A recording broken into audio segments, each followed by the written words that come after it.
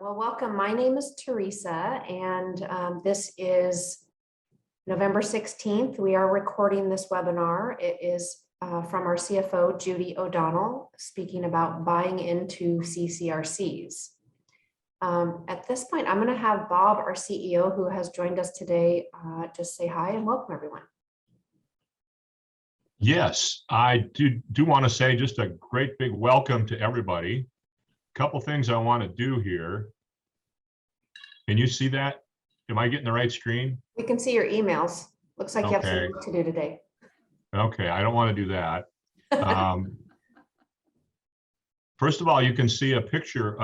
The background on me there is it was a picture that was taken last week, I think, by the crane operator at the top of the crane over the Parkview construction area at sunrise.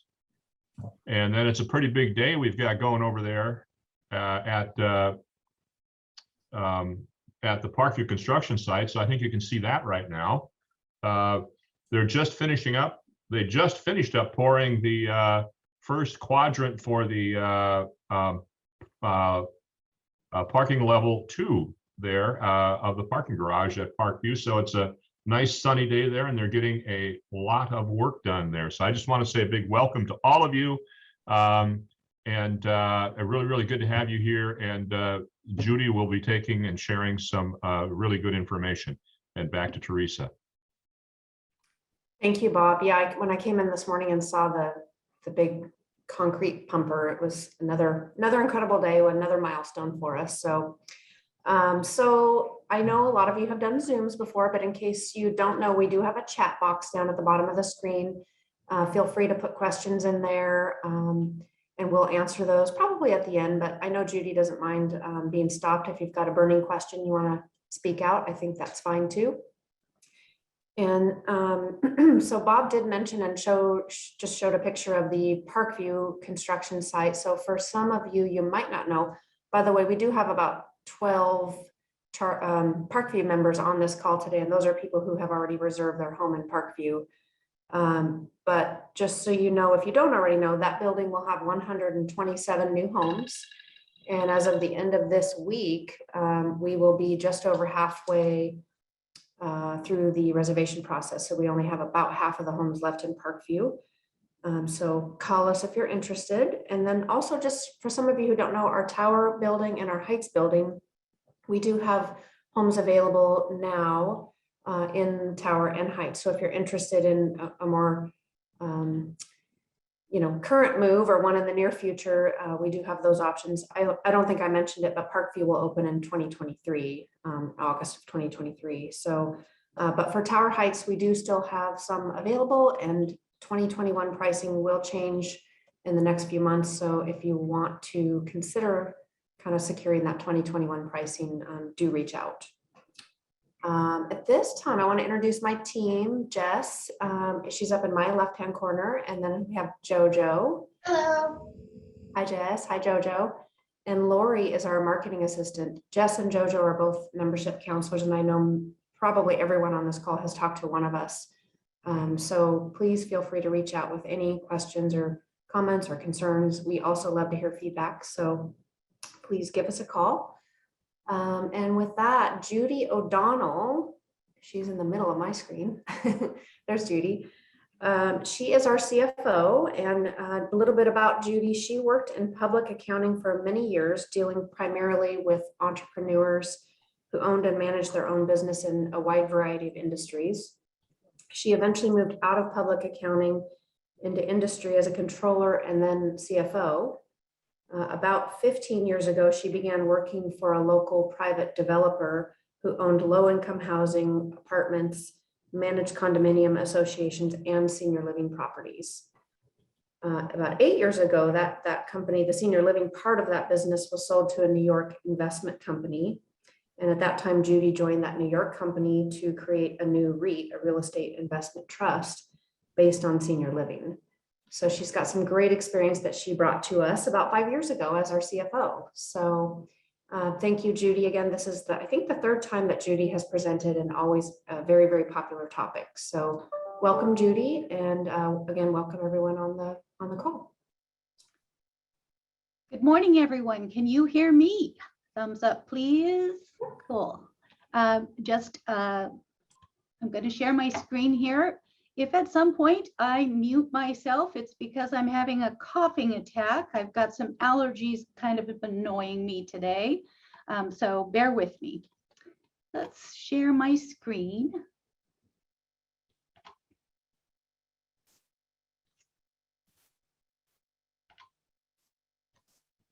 Can you see that? Looks great, Judy. Excellent. Okay.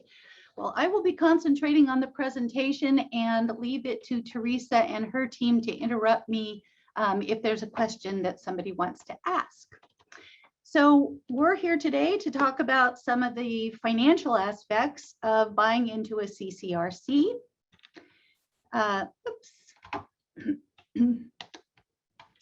The agenda that I'm going to go over is what it means to be profit versus nonprofit, and specifically how Terwilliger Plaza is a nonprofit.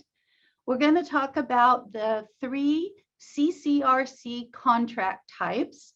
CCRC means Continuing Care Retirement Community, and generally they are licensed separately if in the states.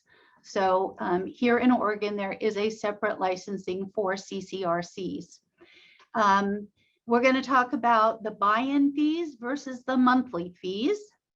We're going to talk about, can you afford a CCRC, the qualification process, the tax benefits, and the question of what if I live longer than my assets, which is always a concern.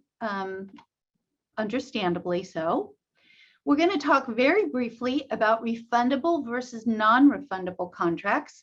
And I say briefly because the actual calculations of those can be a little bit complicated and based on some estimates that I don't have. Everybody has to make the estimate themselves. And last but not least, we're going to talk briefly about the non-financial considerations of CCRCs. So if you're not here for any of this, then you might want to escape now. Okay, the first thing on the agenda is profit or not for profit, and where does the money go? So the profit-making venture of senior living, give me a second here. Okay, just want to make sure I'm where I'm supposed to be. So in any kind of ownership, whether it be an apartment building or a commercial building or anything else, there are risks of ownership. And as for your own personal resident, there is risk of owning real estate. Buildings need upkeep constantly. There are different standards depending on when buildings and homes are built. And so there's risk in owning any kind of real estate.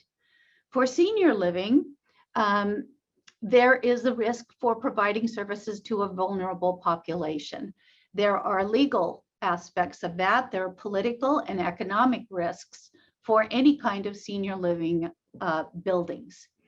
And in most cases, people build buildings and run ventures because they want to make profit. That is understandable. So I have worked for for-profit businesses in senior living. And at one point we had 30 some buildings spread out across the United States. Almost all of them bought from the original owners, not built from the ground up for the purposes of our management company and our REIT. And I have one observation that I will share, and that is the further the owners of a building, the owners are removed from the actual operations of the building, I think the higher need for regulations and the poorer the decisions are at the facility. And that's my own personal belief from being involved in a whole lot of senior living buildings over a period of time. Sitting in New York, it's hard to make the decision of, are we going to replace the carpets, the linoleum? Are we going to renovate, or are we going to replace the roof? And many times those decisions were being made from people who had never even been to the building that they're making these decisions on. So For me, being here at Terwilliger, my office is in the building, so I am very much involved in the decisions that are being made, and I think it's a really good situation to be in. There is a misunderstanding in the world about what not-for-profit means.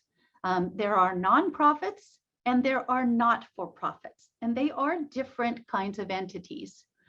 Nonprofits are formed explicitly to benefit the public good. So a school, churches, some senior living are nonprofits. Not-for-profits exist to fulfill an owner's, a person's organizational objectives. Nonprofits can have a separate legal entity. We here at Terwilliger Plaza are actually incorporated in the state of Oregon. Not-for-profits cannot have a separate legal entity. So what is Terwilliger Plaza? And you're here listening to me, so I assume you have some interest in who we are. We have 3 separate nonprofit entities that are all contained under a broad umbrella that we refer to as Terwilliger. Terwilliger Plaza, Inc. is the main operating entity. Your contracts, if you choose to come and live here, are with Terwilliger Plaza, Inc. The other 2 organizations were formed to support the operations of Terwilliger Plaza. That is the Terwilliger Plaza Foundation and the Lesta Howell Trust. And I'll talk about those later in the conversation. So the public purpose of our nonprofit is to provide housing and care to seniors. Do we make a profit? Yes. In most years, we make a profit, and we need to in order to stay financially healthy. Do we pay income taxes? No. We do, however, pay property taxes. The only exemption from property taxes in Oregon are the buildings that are specifically licensed as care parts of our facility. So our good, our purpose, our public good is to provide housing and care for seniors. If and when Terwilliger ever ceases its operations, any remaining profits, any assets will go to the Common School Fund of the state of Oregon. If that organization is not in existence, then the board of directors will make a choice to distribute the corporation's remaining assets to one or more other 501c3 organizations. As a CCRC in Oregon, we follow rules that were put in place to protect the public from operators that might not be legitimate or very good. So CCRC rules in Oregon require that we have cash reserves of 3 months of our operating expenses and 1 year of our debt service payments. Terwilliger typically exceeds these standards by 3 or 4 times. Another thing that distinguishes Terwilliger is we belong to an organization called CARF. And off the top of my head, I can't remember. Oh, Commission on Accreditation of Rehabilitation Facilities. They license not only senior living properties and communities, but other types of entities, services as well. Our board of directors chose many years ago to require that we belong to this organization, and they set very high standards. And Terwilliger has to meet those standards in order to stay part of the CARF organization. And I'll refer to this again, but CARF is an important consideration. Somebody asked, how do I know if an organization, CCRC, is financially viable? Membership in CARF is one of those ways that you can feel protected, that your asset is secure, because we meet those standards. They also have standards of care. So it's not just a financial standards. They really help us run our operating entity.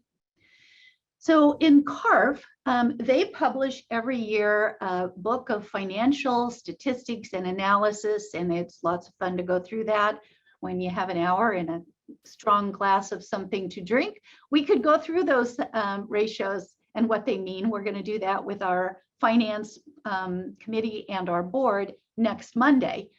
But in the CARF book and in the information they provide this quote, margin ratios, which are one of the ratios that we have to meet standards on, indicate the excess or deficiency of revenues over expenses. One of the drivers of success for senior living providers is the organization's ability to generate annual operating surpluses to provide for future resident care expenses and capital and program needs, and to handle unexpected internal and external events. I think we can all agree that the pandemic is one of those external events none of us saw coming, and we weathered it financially and personally, our members, pretty well. But having those financial assets certainly helps us meet those needs. How can you tell if a CCRC is financially healthy? This question came into one of our participants before we met today. And so I put this slide together, and I'm not a genius. I got this information from someplace else. And I've got a slide at the end that gives you some other places that you can find information. So this is copied off of a website called My Life Site. The author, Brad Breeding, is the CEO and founder of an organization called My Life Site. They do have a bias towards CCRCs. They think they're a good idea. But these are some things that he identified as how to tell if a CCRC is financially healthy. So some of the questions is, what is the occupancy ratio in independent living? He suggests that 90% or more shows strong demand. We are above 90%. How are the bonds rated? Well, we just went through bond rating earlier this year in anticipation for our bond to pay for Parkview, and we have a B plus rating, I believe. Bob, correct me if I'm wrong. Are we meeting our financial covenants? And those financial covenants are to the bondholders. And yes, we do meet all of our financial covenants. Is there a positive cash flow from operations? Yes, in general, we have a positive cash flow from operations. Is there a future service obligation? And we talk about that part of a CCRC, and depending on the contract type, we have either a small future service obligation, which is true here, or if it's a type A community, a very large future service obligation if it's a type A community. We'll go through that in a minute here. Has a detailed actuarial analysis been performed? Yes, we have that done every year. It's signed off by actuaries. And in fact, we had to do 2 of them this year, one for our ongoing operations and one where the actuaries looked at what Parkview is going to add to the total community. And both of those came back very positive and supportive. Do current assets exceed current debts? Yes, they do. And is the provider financially regulated by the state? Yes, we are. So in different states, that might be different, but here in Oregon, we are. So those are some of the ways that I think you can tell if a community is financially viable. The next thing on our agenda is to understand the types of contracts that exist in different CCRC communities. I'm going to do this. They are called types A, B, and C. I'm going to do them a little bit out of order. I'm going to go A, C, and B. An A contract can be referred to as an all-inclusive contract. The entry fee is prepaying for future healthcare. So if I were trying to look at you as a potential person to move in, I would need to know something about your age. I would have to try to guess what your future healthcare needs are going to be. And then I would be calculating how much I need up front in order to meet that obligation. So moving from independent living into assisted living in a type A community, it requires little or no extra money each month, because you're prepaying every month for that need that you would have in the care setting. So in some ways, it's considered insurance. You're buying today for that future insurance to take care of you later when you need that levels of care. A C-type contract is the closest one to a for-profit rental contract. A C contract, you pay for the services as you go. The entry fee tends to be lower because you're not prepaying for the future services. It offers access to higher services, but you pay the market cost when you need those levels of care. Future care will require significantly higher monthly costs. As I said, this is the most comparable contract to the month-to-month contracts in for-profit rental communities. So A and C, kind of opposite ends of the spectrum of the kinds of contracts. B is the middle of those two. It's a cross between A and C. You pay lower prepayments with discounts for future care and some current care. I'm going to go through what that means here. But it combines the lower prepayment of the C-type contract with the lower cost of future care. And this is the type of contract that Terwilliger Plaza offers. Every contract is different. You can take contracts from 3 different communities, even though they're all type A communities, they are all going to be different. The same is true with a type B community. Every one of our agreements is different. It is a legal contract. And so if you learn nothing else today, I encourage you to learn that you need to read the contracts, read the fine print, really ask questions about what the contract includes. At Terwilliger Plaza, we have several kinds of contracts. We have some direct entry into the care settings. That contract is different than someone who moves into independent care and then later transfers into assisted living. So for our contract, a type B contract must offer some kind of care. Ours includes access to our Plaza Healthcare Clinic. There are some fees to that, but it is staffed with a registered nurse. And so it interfaces directly with your medical care provider. So your doctor, your caregivers, and they can help keep track of things. Even though you're still in independent living, they can help you with medication management. They can help you with, you need to have your blood pressure checked on some routine basis and reported back to your doctor. They're able to help you with those things rather than having to run to the doctor's office every time you need something done. And they can really help you understand some of the complicated parts of your medical care and choices. So they are available only to members, and that is staffed with a registered nurse. We, in our contract, provide 3 days every year that you can spend in the care setting. It requires us to do a full health intake in order to stay in the care setting, which is good if that's what you need. So this is used primarily if somebody gets a serious illness, they get pneumonia, they need some extra TLC, they need somebody to be really managing their care. It's a good time to use those 3 days in the healthcare setting.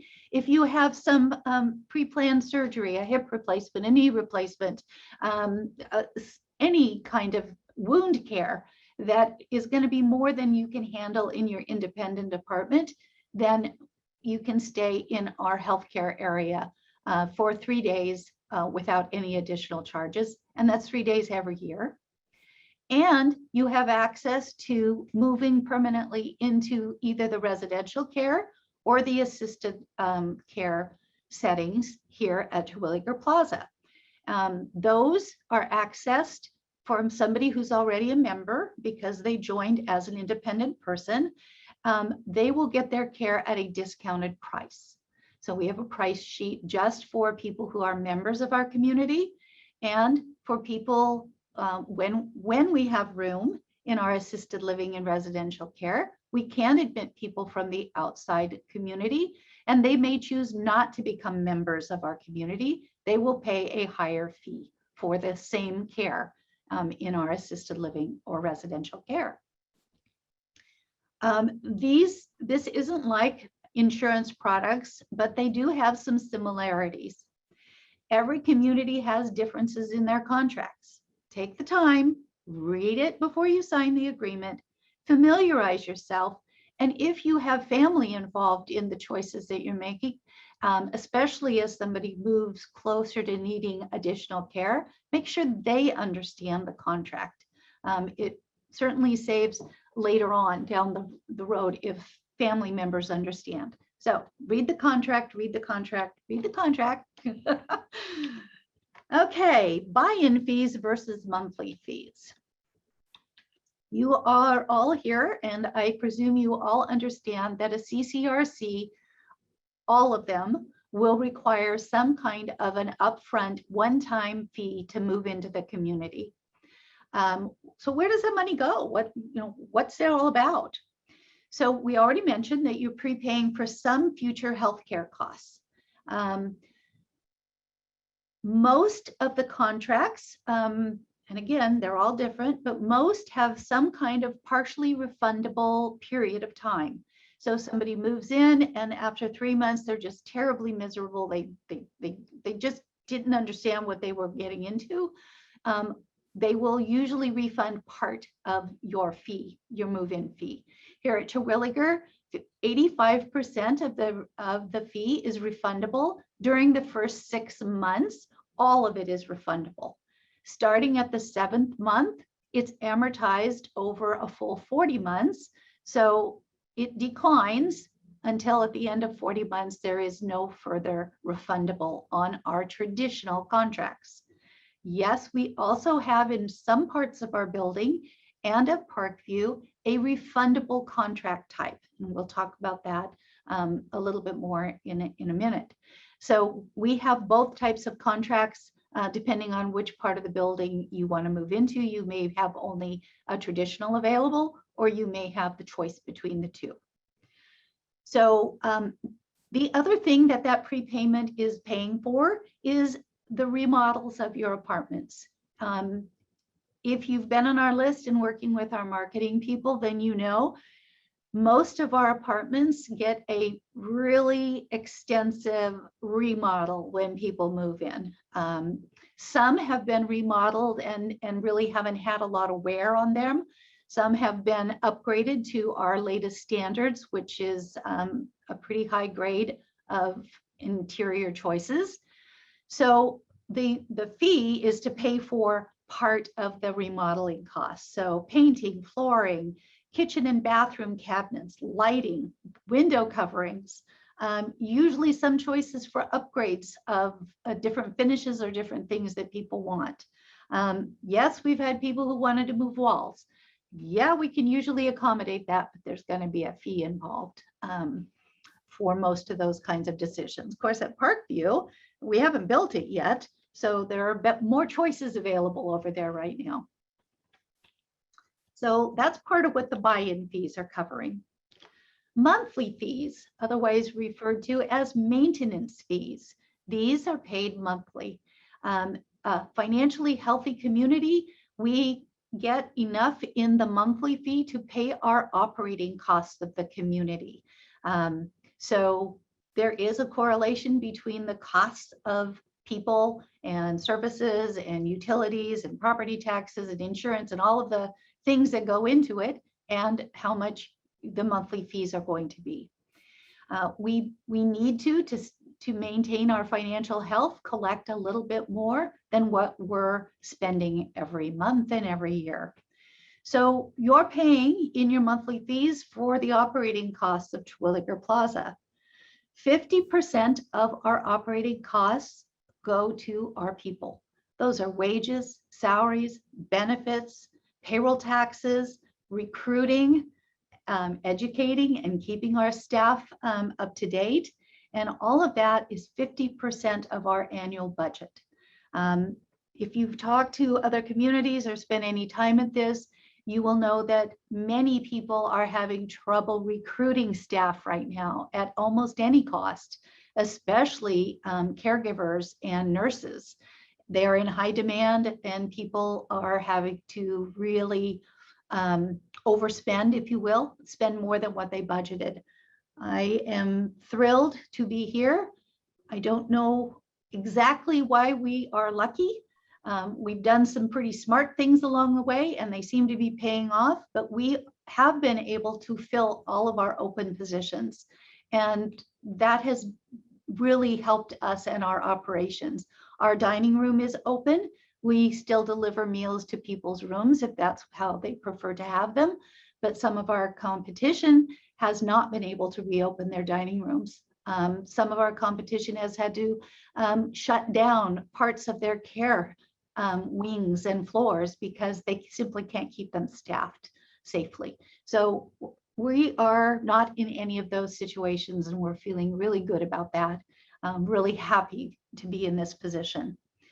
Other costs, operating costs that the monthly fees are paying are the direct consumable costs, supplies, food, routine maintenance on equipment and the building. Right now, I can't quite hear them, but we've been maintaining the exterior of our tower building, and they've been having to drill and patch so windows don't leak and those kinds of things. We have multiple vehicles here, including some buses to take people on trips, and the monthly fees help pay for those. Utilities, telephones, internet, property taxes, insurance in our industry, partly because of the horrendous changes in weather patterns that have impacted senior living communities. There are less insurers in the market, and we're seeing pretty big rate increases now to insure senior living. I don't think the pandemic helped that any. I think there will be and are many lawsuits against senior living communities. Again, insurance is a bad one right now. We're all looking at pretty big rate increases.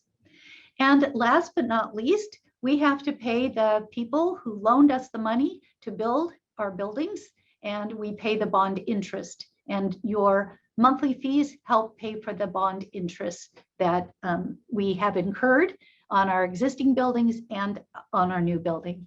However, monthly fees right now are not paying for the Parkview construction. We pre-funded the interest when we got the bonds to build Parkview. So the community right now is not bearing that cost and won't until Parkview opens in 2023. And we have to pay depreciation. And some of you know what depreciation is and some of you don't. I'm going to take a journey briefly down some areas that are they complicate senior living and CCRC accounting. The first one applies to every building and everybody. Depreciation. It's how the cost of an asset that we purchase, like a building or a big bus, affects the monthly financial statements. So the fact that we go and buy a bus for $50,000, we don't increase fees by $50,000 or we would be in big trouble. What happens is we determined the life expectancy of a bus.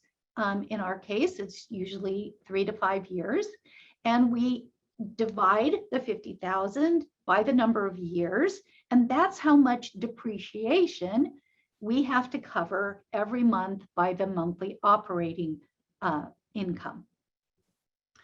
So that applies to buildings, equipment, everything. So our depreciation is a major part of our operating expenses. And the second thing that is complicated about CCRCs and senior living is how revenue is recognized. So we already talked about there's this upfront fee and there's this monthly fee. And for CCRCs, the upfront fee complicates things. So I already went over the depreciation, so I'm going to flip through this. Revenue recognition here. So the monthly fee, because it's partly refundable, right, over 40 months, you would think that we would divide that amount, that upfront fee, by 40 months. And at the end of 40 months, we wouldn't have any more revenue hitting our financial statements. But that's not the case. The way this works is we take that month, the move-in fee, and we divide it over what we think your life expectancy is.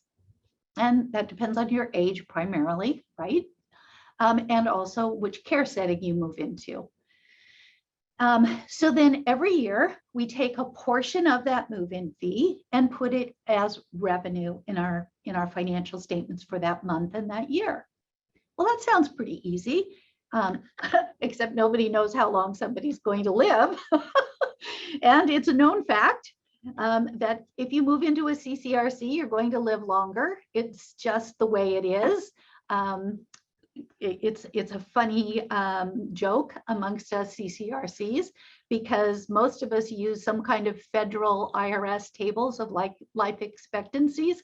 And we know that if somebody moves into our CCRC, they're for sure going to live longer than what those IRS tables say.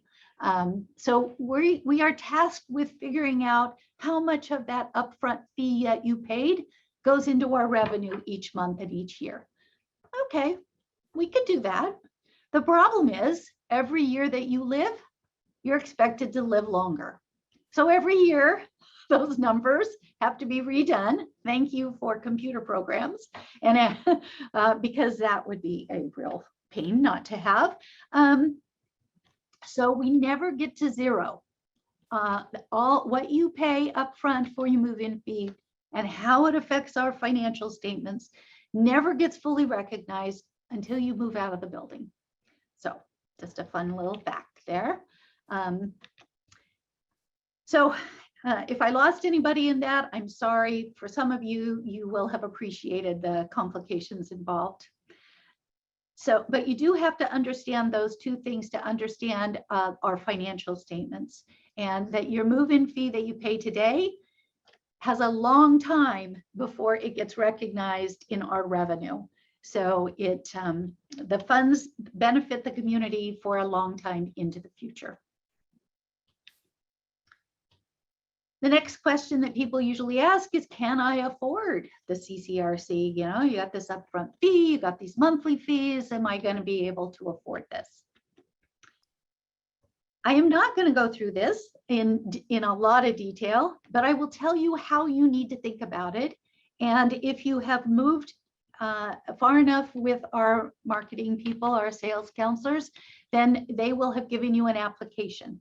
And the application actually has all this information on it. We will ask you to do a monthly budget. We will ask you what your assets and your liabilities are. So there are two parts that I need to know in order to help you and us know if you can afford to live in our building. The first one is your net worth. You would be asked to list your assets, subtract any debt that you owe. Maybe you still have a mortgage on your house. Maybe you bought an RV and are making payments on it. Maybe you have a credit card debt that you're paying off. So we want to get to what is your net worth today. Your home is obviously one of those assets. And then we also need to know, what is your monthly or your annual budget look like? Where do you get income? Most people still have Social Security. They may have some kind of pensions. They may have IRAs that they've saved and put away. Some people are fortunate and have things like PERS that also increase with inflation. But income, where does your income come from? And what kinds of expenses do you incur? One of the unique things about Terwilliger Plaza is that we do not have a meal plan. So one of the budget items you're going to have to include on your budget is the cost of food. Whether you cook yourself and that kind of thing, or whether you want to take your meals in our dining room at a discount. But all of those income and expense items will lead us and you to what is your net income. There's some things you don't want to forget. And the form that we provide tries to help you remember these things. Your investments, your retirement accounts, these are at today's values. Your home, any other real estate, life insurance policies, and vehicles, autos, those kinds of things. Monthly and annual budget. Some people are still working or collecting some kind of earned wages. Don't forget those. Pensions, retirement benefits. One of the questions is whether there is a cost of living in your retirement benefit. Your required or the actual amount of your withdrawals that you take every year from your 401k. Interest and dividend income. I don't care whether it's taxed or not taxed. It's part of what your income is. Annuities and real estate rentals, all things to include on the positive side. On the negative side, mortgages, credit card debts, include long-term care insurance if you have it. What is the maximum? What's the elimination period? That's the period of time that you have to incur long-term care before your care insurance will start paying, generally 1 to 6 months. What is the amount that the long-term care insurance covers per day? And does your policy cover in-home services if you just need some help but don't really want or need to move into a full care setting yet? What kinds of expenses do you need to include on your budget? When you're looking at your home, don't forget all the costs of owning a home. I live in Eastmoreland. If any of you are familiar with it, you know it's lovely because of all the big trees. Well, guess what? All those fall into my gutter, and somebody's got to clean those gutters. I just hired somebody last weekend to clean mine because I don't want my husband and I up on the roof anymore. But you got to keep your home maintained. You've got to paint it. You've got to replace appliances and your HVAC. And again, Eastmoreland, we have to replace the sewer line every few years because the tree roots destroy them. You have utilities, water, sewer, electric, gas, internet, TV, all of those things. Your transportation costs, your fitness club or equipment, alarm and security services, all those things are part of what you're paying now. So one of the things about moving into a CCRC is many of these costs are no longer things you have to pay for directly, but you're paying for them indirectly in your monthly fees because they still have to be done, and a good community makes sure that their buildings are maintained. So once you've gone through the exercise of determining your monthly income and your expenses, you can compare that to the monthly costs of a CCRC. Add in costs beyond what the contract covers. Some contracts cover internet, some don't, some cover your cable TV, some don't. So be sure you understand what's included in your fee and what you're going to continue to pay extra for. Some TV channels might not be included. You would be paying extra for those.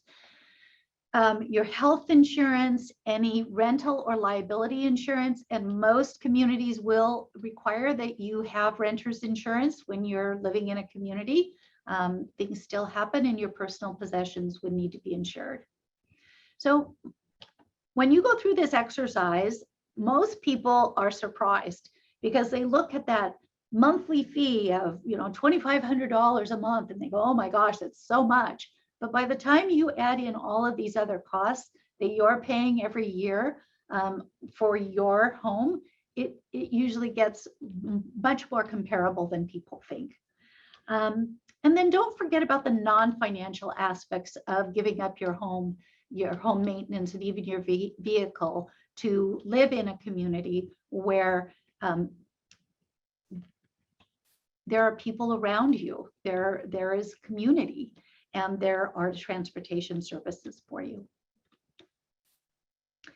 So the thing I'm going to look at when I get that information, if you want to move in here, in order to determine if you qualify, is a simple rule of thumb, and you can read this. This isn't something I made up. This isn't private and secret information. It's well known for a type B type contract.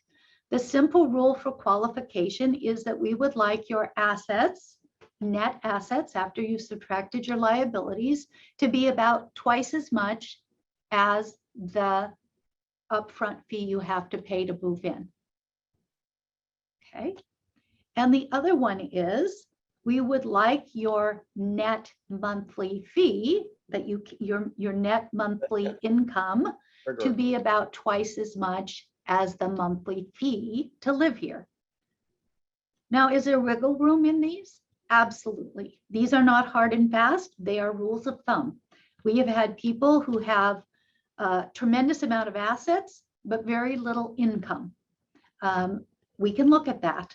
We've had people who have exceptional pensions, and so their net monthly income is exceptionally high, but they have very little net worth. We can work through both of those. This is a rule of thumb, though: twice as much assets as the move-in fee and twice as much net income every month as the monthly fees. Make sense? Okay, I haven't lost anybody yet. This is just reminding you that what I just said: pensions and few assets we can work with, somebody with a lot of net worth but little monthly income. And the other consideration we want to look at is if you have and I have seen some amazing long-term care insurance policies, that will be factored into the consideration for the CCRC as well. Things we can't factor in. And part of that is because we're a type B contract, is we cannot look at your medical or health conditions. Type A contracts might be able to do that, but we cannot here. So somebody might say, oh, this person's really healthy. You should let them into your community. Their medical condition really doesn't matter. It really is a dollars and cents calculation. One of the unique things, and we have a group here that like to call themselves the uniquers, things about Terwilliger includes the broad base of monthly apartment types. You know, there are a lot of newer communities where everybody, like Parkview, those are pretty high-end apartments. Everybody's going to be kind of in the same price ranges, if you will. But at Terwilliger, we have apartments, we still have original studio size apartments. Fun fact, when Terwilliger was built, it was all studio apartments. They were meant for retired teachers, all of whom were thought to be single. And over many, many years, we've knocked down walls and made our apartments larger because couples have moved in and people want more space. But we still have some very affordable studio apartments in our building. And we have 1-2 bedrooms. We go up to several $1 million on units. So it's a really broad spectrum of people and price points that people can have to move into Terwilliger. What we found when we were getting ready to build Parkview is that the current market demands larger units. People want more bathrooms, they want high-end fixtures and features. So great, we're building Parkview and we will meet those needs. So a Terwilliger studio apartment right now can cost as little as $77,000. Those rates will go up next year. And the 2021 rates, I have not updated this, but we do have 2022 rates now. Currently, that apartment is $1,100 a month. I just read something that a studio apartment in Portland is now at $1,500 a month. That's the average in the city. This is in a CCRC where you have access to other people and amenities and things that aren't available in most apartment buildings. So I think we have some pretty affordable things here. 1-bedroom units start at $108,000, go up to $293,000. Monthly fees for those, $2,200 to $3,200. And all of our units are remodeled with the same finishes now. So even though the building is old, it still has a lot to offer. That's where my office is. I like it over here. And that's a little pun. Old and have a lot to offer, kind of like our members. I can relate. Okay, one of the reasons you might be here is because the really cool thing about a CCRC can be the tax benefits to being a member here. So I cannot give you individual tax advice, right? I'm not your CPA, and you need to work with an advisor who knows your individual situation. But I can tell you what is allowed under the IRS rules. And IRS recognizes that a life care contract, also known as a continuing care retirement contract, types A and B, notice type B, that's what we are. It includes prepaying for medical expenses. That means a portion of both your move-in fee and your monthly fee are considered a medical tax deduction. This is true whether you ever use our healthcare benefits or not. You are prepaying for them to some extent regardless, and therefore you are able to deduct them. Most facilities, including us, I will provide you a copy of the previous year's deduction letter. That's part of the package that our marketing people have available for you. There are two methods of calculating the deduction, and I give you the information to do either one. So between you and your tax advisor, you can calculate that tax deduction. For the past 3 years, Terwilliger has averaged 35% of the fees paid, both monthly and move-in, have been a medical deduction. So that's a pretty good percentage. I will tell you that when Parkview opens, that percentage is likely to go down because it takes the total fees paid and divide into the total cost of healthcare. And when Parkview is open, there are going to be more fees. So the bottom number is going to be larger. So just a heads up. Future, the medical deduction, I just told you this. I'm getting pretty good. I remember the slides before I see them. So if you want to move in early, you'll get a higher deduction on those fees now than you will later. To maximize your tax benefit, you might want to consider moving into our existing buildings and then transferring, because the additional you pay when you transfer is also available for that tax deduction when it's paid.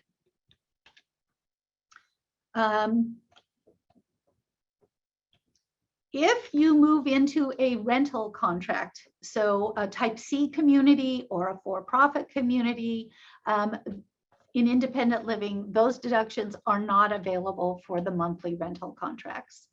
However, fees paid in assisted living and memory care facilities generally qualify for a medical deduction. It really has to do with the type of care that you need, how much of those fees are deductible.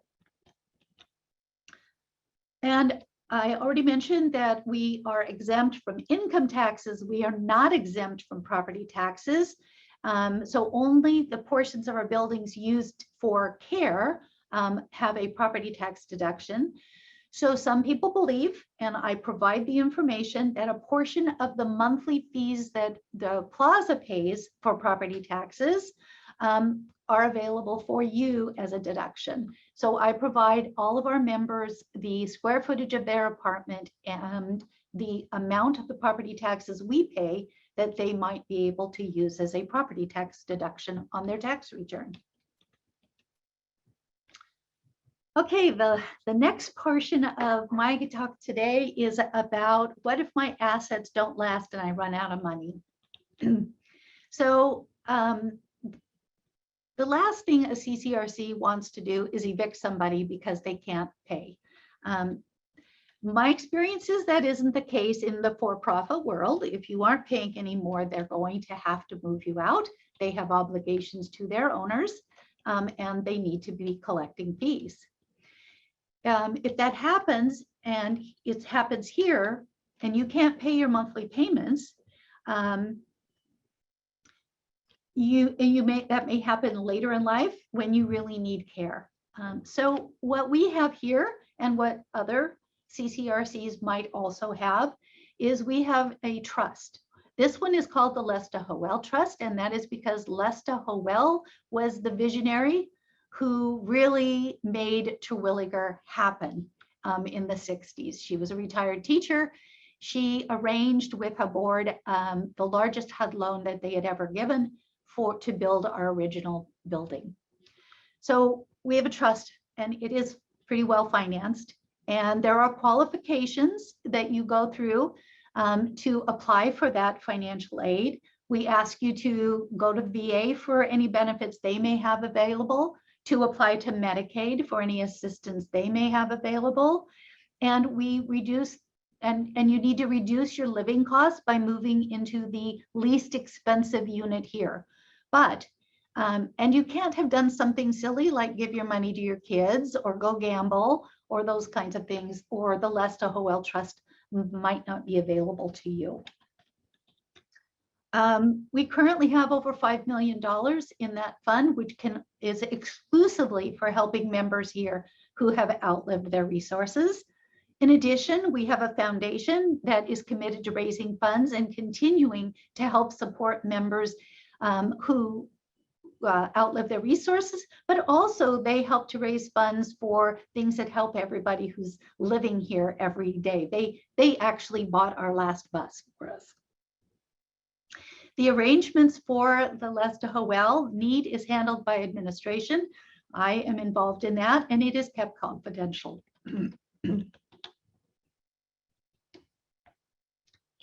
Sorry, I need a drink.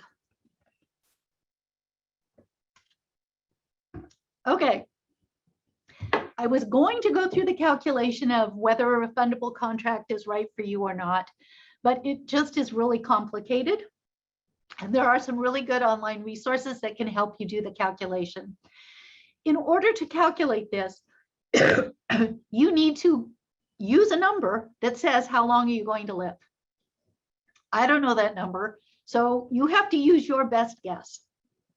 And you also have to be able to guess what interest rate you think you're going to be able to earn on your investments and what you think the cost of living is going to do.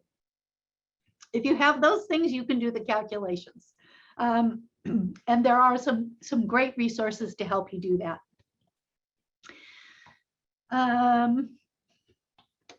Sorry, I'm going to have to mute for just a second so I can cough.